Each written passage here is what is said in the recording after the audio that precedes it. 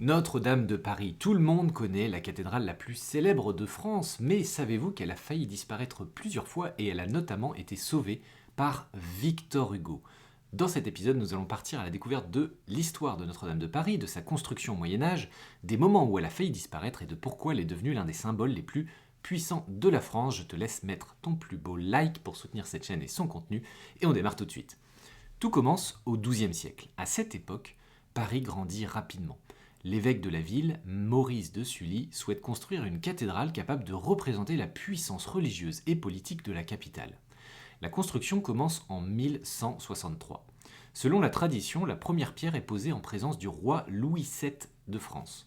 Mais bâtir une cathédrale gothique est un projet colossal. Des générations d'architectes, d'artisans et d'ouvriers vont travailler sur le chantier. La cathédrale n'est réellement achevée qu'au milieu du La cathédrale n'est réellement achevée qu'au milieu du XIVe siècle, ce qui rend Notre-Dame... Ah mince. La cathédrale n'est réellement achevée qu'au milieu du XIVe siècle.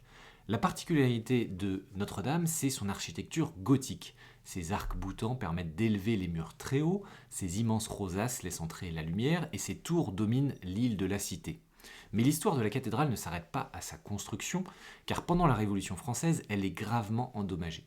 Beaucoup de statues sont détruites, le bâtiment est même utilisé comme entrepôt. Au XIXe siècle, la cathédrale est en mauvais état. C'est là qu'intervient un événement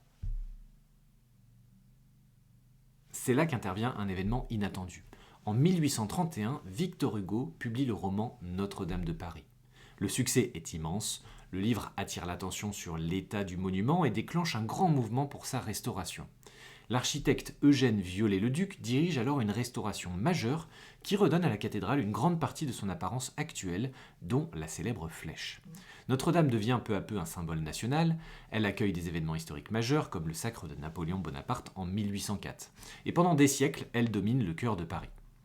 Puis, en 2019, un incendie spectaculaire ravage une partie de la cathédrale. La flèche s'effondre, le monde entier regarde les images, mais très vite, un immense projet de reconstruction est lancé.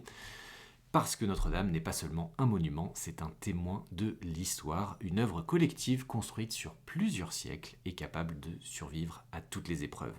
Si cette découverte t'a plu, n'hésite pas à me soutenir en likant ou en t'abonnant à cette chaîne. Merci d'avance et je te dis à demain pour de nouvelles aventures.